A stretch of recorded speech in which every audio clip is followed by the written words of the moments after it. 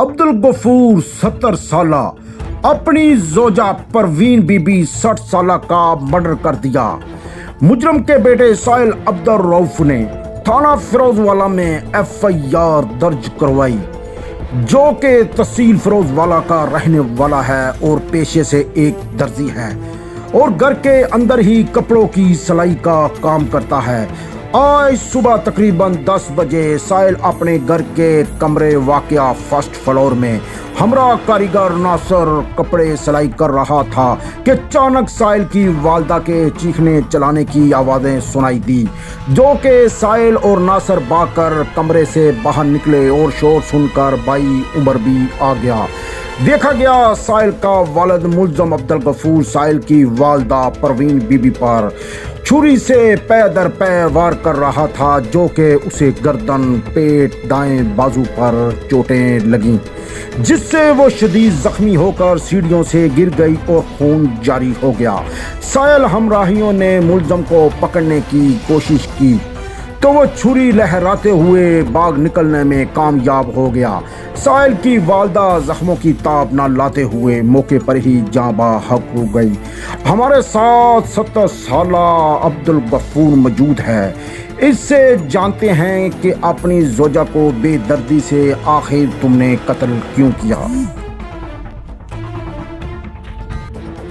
गंदी हरकत तो फिर मैं ਅੱਛਾ ਨਹੀਂ ਗੰਦੀ ਹਰਕਤ ਉਹ ਜਿਹੜਾ ਸ਼ਗੀਰਦ ਤੁਹਾਡੇ ਬੇਟੇ ਦਾ ਸੀ ਉਹ ਤੇ ਆਪ ਤੁਹਾਡੀ ਬੇਗਮ ਦੇ ਬੇਟਿਆਂ ਬਜਾ ਨਹੀਂ ਸੀ ਹਰਕਤ ਵੇਖੀ ਸੀ ਤੁਸੀਂ ਐਸੀ ਵੇਖ ਕੇ ਫੇਰ ਹੀ ਮੈਂ ਬਾਰਿਸ਼ ਇਨਸਾਨ ਜੇ ਤੁਸੀਂ ਨਹੀਂ ਸੋਚਿਆ ਯਾਰ ਜੇ ਨਹੀਂ ਤੇ ਮੈਂ ਕਾਨੂੰਨ ਦਾ ਸਹਾਰਾ ਲਵਾਂ ਤਾਂ ਬਈ ਹੁਣ ਤੁਸੀਂ ਕੀ ਕਹਿੰਦੇ ਜੇ ਲੋਕ ਤੁਹਾਨੂੰ ਦੇਖ ਰਹੇ ਨੇ ਤੁਸੀਂ ਕੀ ਮੈਸੇਜ ਦੇਣਾ ਚਾਹੁੰਦੇ ਜੇ ਕਿ मैं चाहना बेटा कि जिंदगी च ऐसा जुर्म ना कर।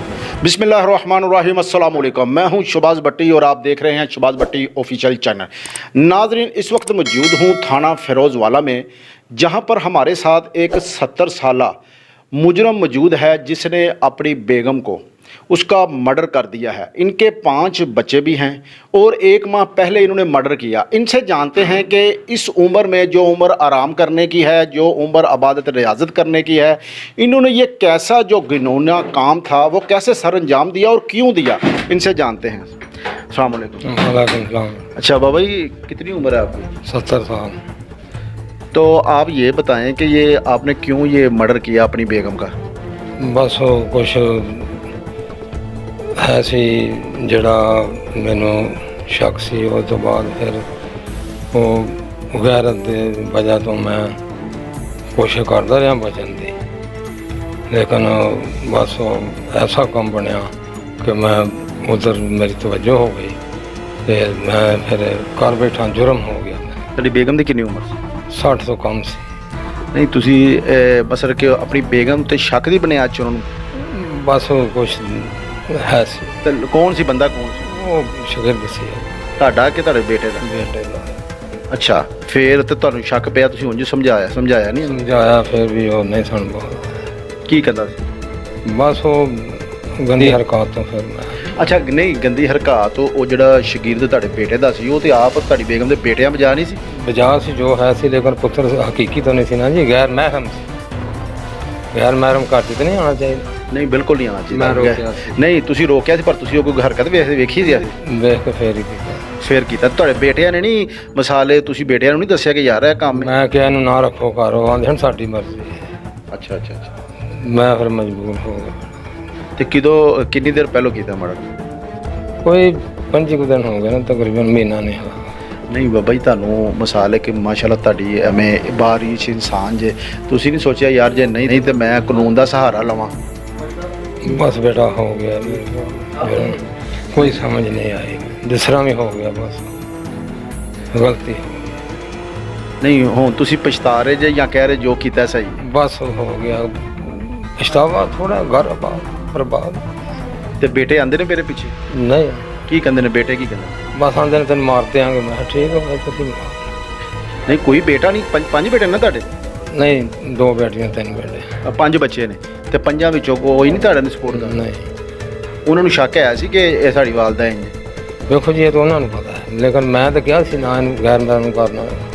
ਨਹੀਂ ਤੁਸੀਂ ਗੈਰ ਮਹਿਰਮ ਤੋਂ ਮਾਰਿਆ ਜਾਂ ਕੁਛ ਗੰਦੀ ਹਰਕਤ ਦੀ ਵਜ੍ਹਾ? हरकत भी वे ਬਾਬਾ ਜੀ ਹੁਣ ਤੁਸੀਂ ਕੀ ਕਹਿੰਦੇ ਜੇ ਲੋਕ ਤੁਹਾਨੂੰ ਦੇਖ ਰਹੇ ਨੇ, ਤੁਸੀਂ ਕੀ ਮੈਸੇਜ ਦੇਣਾ ਚਾਹੁੰਦੇ ਜੇ ਕਿ ਮੈਂ ਚਾਹਨਾ ਬੇਟਾ کہ زندگی سے ایسا جرم نہ کرنا، گھر چھوڑ دینا، چلے جانا کہیں، بس جو ہو گیا مجھ سے بس معافی کا موقع۔